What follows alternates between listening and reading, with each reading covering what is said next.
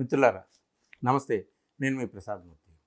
చెన్నైలో మొన్న డీలిమిటేషన్కి సంబంధించినటువంటి వ్యవహారం మీద దక్షిణాది రాష్ట్రాల ముఖ్యమంత్రులు, అలాగే పంజాబ్ నుంచి, ఒడిశా నుంచి రాజకీయ నాయకులు అందరూ, పంజాబ్ ముఖ్యమంత్రి కూడా అక్కడికి వచ్చాడు. ఈ డీలిమిటేషన్కి సంబంధించి జరిగినటువంటి ఒక అంటే నిజంగా చెప్పాలంటే అది ఒక యుద్ధ వాతావరణాన్ని తలపించేటటువంటి ఒక సమావేశం. ఈ సమావేశంలో అందరూ పాల్గొన్నారు ఎక్సెప్ట్ ఆంధ్రప్రదేశ్. చాలామంది మొత్తం నేషనల్ మీడియా అంతా కూడా ఏమి కోడైకి వస్తుందంటే south versus north, north versus south, యుద్ధం షురు అని చెప్పేసి చెప్తున్నారు. నిజమే, నార్త్ వర్సెస్ సౌత్ జరుగుతుంది. దేనికి సంబంధించి? డీలిమిటేషన్కి సంబంధించినటువంటిది. కానీ ఇందులో ఆంధ్రప్రదేశ్ పాల్గొనలేదు. ఆంధ్రప్రదేశ్ పాల్గొనలేదంటే ఆంధ్రప్రదేశ్లో అధికారంలో ఉన్నటువంటి తెలుగుదేశం పార్టీ కానీ, అలాగే జనసేన కానీ, ఎన్డీఏలో వీళ్ళిద్దరూ ఉన్నారు. సరే, బీజేపీ ఎలాగో కేంద్రంలో అధికారంలో ఉంది. సో కేంద్రంలో అధికారంలో ఉన్న బీజేపీకి, కేంద్రంలో ఉన్నటువంటి ఉత్తరాది నాయకులకి వ్యతిరేకంగా జరుగుతున్నటువంటి పోరాటం కాబట్టి బీజేపీ ఎలాగూ ఉండదు. కానీ వాళ్ళు ఎన్డీఏలో పార్ట్నర్స్ కాబట్టి చంద్రబాబు కానీ, అలాగే deputy chief minister Pawan Kalyan కానీ వాళ్ళు అక్కడికి వెళ్ళలేదు. స్టాలిన్ తరఫున ఆయన మంత్రి ఒకళ్ళు ప్రతి రాష్ట్రానికి తిరిగి స్వయంగా స్టాలిన్ రాసినటువంటి లేఖ అందించి వెళ్ళాడు, ఆహ్వానించాడు. కానీ వాళ్ళు వెళ్ళలేదు. కానీ విచిత్రంగా అక్కడ ప్రతిపక్షంలో ఉన్న వైఎస్ఆర్సీపీ నాయకులు కూడా ఆ డీలిమిటేషన్కి సంబంధించినటువంటి మీటింగ్లో వెళ్ళలేదు. JAC, joint action committee. ఈ సందర్భంగా మనం మాట్లాడుకోవాల్సింది ఏంటంటే, చాలా సందర్భంగా మాట్లాడుకున్నాం చాలాసార్లు మనం డీలిమిటేషన్ ఏమిటి అనేటటువంటిది.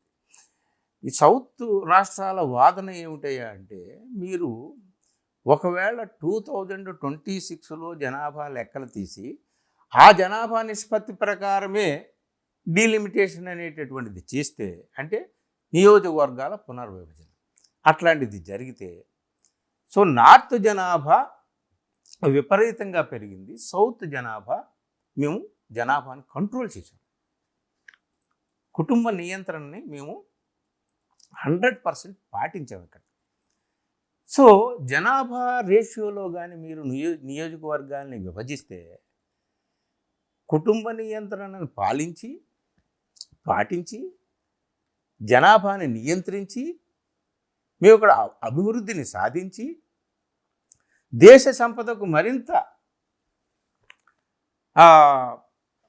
దాన్ని డబ్బు అనండి, సొమ్ము అనండి, మేము సమకూర్చుతూ ఉంటే మాకు శిక్ష వేసి జనాభాని నియంత్రించకుండా, అభివృద్ధిని సాధించకుండా, వెనకబడి మేము ఉన్నాము, మాకు జనాభా ఎక్కువ అని చెప్పి వాళ్ళు సంపదలో ఎక్కువ కొట్టేస్తే ఏమిటి అని చెప్పేసి సౌత్ వాదన. అంతమించి ఏం లేదు ఇక్కడ, పెద్ద తెరకాసు. డీలిమిటేషన్ స్టాలిన్ 22వ తేదీ అఖిలపక్ష మీటింగ్లో, జస్ట్ మీటింగ్ స్టార్ట్ అవ్వడానికి ముందు ఎక్స్లో ఒక పోస్ట్ పెట్టాడు.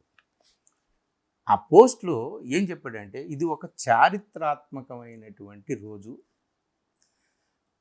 దేశ సంపదను సమకూర్చుతున్నటువంటి, దేశ సంపదను చాలా ఎక్కువగా సమకూర్చుతున్నటువంటి రాష్ట్రాలన్నీ ఒక్కటై ఇక్కడ సమావేశమవుతున్నాయి. ఎందుకు? This is only for fair delimitation అన్నాడు. This meeting was not against the delimitation. చాలా జాగ్రత్తగా గమనించాలి. మన వాళ్ళు చాలా విపరీతంగా ఏమిటో వాగేస్తూ ఉంటారు, మాట్లాడేస్తూ ఉంటారు. వీళ్ళు దేశానికి వ్యతిరేకం, డీలిమిటేషన్కి వ్యతిరేకం, అసలు ఒకే దేశం, ఒకే భాష, ఒకే పార్టీ, ఒకే నేత, ఒకే రంగు, ఒకే ఎన్నిక, ఇట్లాగ మాట్లాడే వాళ్ళకి తెల్లారులేస్తే అసలు అక్కడ ఏం జరుగుతుందో దాన్ని అర్థం చేసుకునేటటువంటి ఆ తీరుబడి లేదో లేకపోతే అర్థం చేసుకునేటటువంటి విచక్షణ లేదో మనకు తెలియదు, కానీ అక్కడ క్లియర్గా వాళ్ళు చెప్పింది ఏంటంటే మీరు ఫెయిర్ డీలిమిటేషన్ చేయండి. తెలంగాణ నుంచి అధికారంలో ఉన్న కాంగ్రెస్ పార్టీ ముఖ్యమంత్రి రేవంత్ రెడ్డి వెళ్ళాడు, ప్రతిపక్షంలో ఉన్నటువంటి బీఆర్ఎస్ నాయకుడు కేటీఆర్ కూడా వెళ్ళాడు ఆ మీటింగ్. ఎందుకు?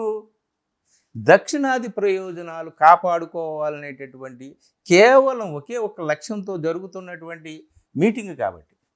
మరి ఆంధ్రప్రదేశ్ నాయకులు ఎందుకు వెళ్ళలేదు, మరి దక్షిణాదిలో వాళ్ళు భాగమో కాదో ఏమనుకుంటున్నారో మనకు తెలియదు.